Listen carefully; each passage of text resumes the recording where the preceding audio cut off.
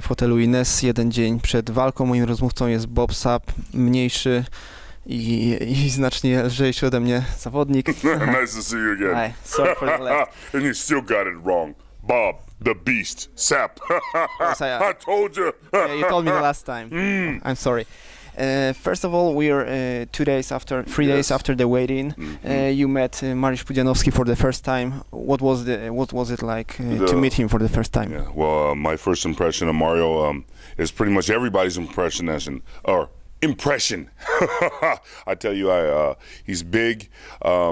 He's strong. You can see he's got the strength in there. And well, one of the things that when I look at somebody and you kind of see, size him up. Should I fight him? What should I be? What should be my fighting style? That's one thing that I look at. In approaching him, I'm able to, what I see, and from what I can tell, he's got some weaknesses for somebody going directly at him. So that was very easy. I kind of tested it out a little bit when we go head to head. And, of course, we're there to display instead of really push back and start fighting right there, because the real fight's to be left in the ring. However, I see his weaknesses being somebody able to kind of go out and throw a big flurry of punches. And why didn't you decide to be more aggressive at the weigh-in? This is your style. This is what you usually do, and this time you didn't. Yes, well, because when I first got onto the stage, I was actually ready and getting really prepared to go at it, and that type right there, that stage, it was just it would have ended up being too dangerous when we were really to test him out a little bit, and you're exactly right. Usually when we go at it, we kind of push back and forth to really see each other's strength. Why I was unable to do that was just because of the stage, and I knew that then had I fallen or had I, pushed him back and he had fallen, that it would have been too dangerous to do. So now I just save the danger for the ring. And you were much heavier than Mariusz at the weigh-in. Do you think this will be the deciding factor in the fight? My weight is always going to give some people some damage and some trouble. As for it being a deciding factor, or as for it to be a deciding factor in this match, I can tell you that I believe that the flurry of punches and the technical skill that I have will be a deciding factor. The reason why, well, Mario is big, he's strong, and so he can lift up airplanes and buses, and I may be heavy, however, I guarantee you he can lift up those quite easily. And because you're the heavyweight, you don't need to cut weight, No. But still, is there anything you don't or you have to eat or you don't care? Oh, no, I don't care, whether it's a dozen eggs or a steak or even small children. And because you have so many fights scheduled for this year, can you promise the Polish fan we will see the real Pride FC Bob Sapp, the Beast? Yes, absolutely, and that has been one of my biggest challenges this year, or the past a year and a half, has been the fact that as the Beast continues to lose fights, his popularity continues to grow, and I continue to be booked all around the world. So the challenge for me is very easy, to step in the ring and to give back and to give a little more in terms of damage to my opponent and action towards the fans. And because they have been giving in, I have been receiving obviously plenty of money, plenty of great fans, plenty of support everywhere, all around the world. Now I need to do something in the ring, and I need to give back more in terms of the excitement and entertainment. Well, entertainment, I have. The excitement, you will see. I'm not asking about the game plan, but what would be your ideal finish for this fight? KO or the submission, just to punish him? Yes, the ideal game plan is very simple. It's definitely going in there for the big KO. I believe that the Beast needs it, and to submit Mario, I think it would be a little bit difficult for me regarding my background, the fact that I can kind of go in there and throw in a big barrage of punches, or in terminologies for mixed martial arts, we say that I am a striker. So that's somebody that kind of gets in there and just keeps mixing it up and taking big damage, which is the reason why they say, hey, listen, let's see some action. The fans say, let's see some action. Let's see some of that, go in there and throw in those big barrages of punches. Because no matter what, even when I throw in there kind of wide, you usually end up finding the target. And speaking about your striking skills, K1 is getting back from dead. Were there any offers from K1? No, I have received no offers. In fact, looking through one, it's very difficult because I'm always on the road a lot. I will go back to Japan here in July or after my fight in Korea, June 16th. So I will visit Japan. They're scheduled. They were talking to me right now for a fight in July. So what I will do is then I will entertain and take a look and see if this is going to be the real K1 coming back. There's been a lot of talk, new K1, old K1. I've got to really see if this is something that's going to be accurate and really coming true. One thing, all of the great fighters, the great K1 fighters that just basically retired because K1 left. I mean, they were still in great shape. Peter Arch, Strom Banner, Sammy Schultz. These guys are still strong. Ray Sifu.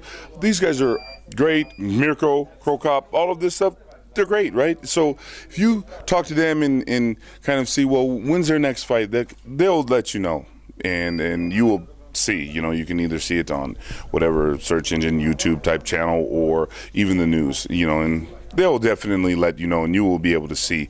Because so far I hear they signed this guy. Supposedly I've read Badahari signed or Mirko has signed, and I'm okay. So when's the event scheduled? And there's that silence of the lambs going on when we say, well, when's the event? I have some money, so when's the event?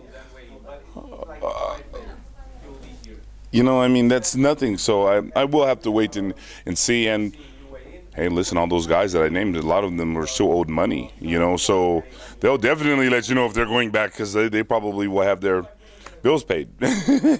And not so long time ago, there were some propositions from the movie industry for you. Yes. And what kind of movies or shows are they looking? What kind of shows or the movies they need the person like you? Okay, because I created these sappy videos, and they're usually some videos that are cheap and funny and things of this nature. They have gotten a tremendous amount of response. A lot of these videos are going viral. You've seen already one with Mario Pudzianowski, and I've done 2 of them for Mario. I have another one for Korea that I'm doing. I've got one that went for Slovenia. Just for Slovenia and Poland alone, well over 2 million plus hits. And that was within 3 weeks. So it really went incredible. That has sparked some, Hollywood, they have came knocking at my door this time, offering some larger and mega contracts. So I will be entertaining those. You will see those here in the future. I have to keep a lot of the names and things like this confidential, because I have to compare them to the other contracts that are coming in. However, what you will see is, I'd love to tell you you're going to see some action and adventure out of the Beast. No, it will be comedy. So it's great. So they are huge offers, and it is wonderful to be able to go in and to do that. Why? Well, it's quite simple. You haven't seen there's been no comedians that have been able to do professional NFL, right? Pro football, professional fighting, professional wrestling, television and movies, and pro fighting, MMA, kickboxing, all around the world at all, and then switch off to do comedy. And remember, I've also done 2 music videos and 2 CDs, one in Japan and the other one in Korea. So no one has been able to do that before. And on top of the video games and things like this, no one. So it's very easy for them to put me into comedy, because they know that, Bob is kind of risen above the rest. And most fighters, their fight career, when they win, popularity, everything goes up. Then when they start to lose, then the popularity and everything dies down. That's quite normal. Only the Beast can have when he's winning, the popularity go, and then when he's losing, the popularity go. So really, I have kind of fought my way out of a job. So it does. I do have to do this change. Why? The promoters, with me losing, I'm already popular around the world. Could you imagine if I win? They would have to pay 5 times what they pay for me now. So it is something that I have to wrap in the promoters. We all get together, and then we sit down and we say, okay, should we do this? How can we do this? And that's just what happens with me. For the other fighters, it can be very difficult.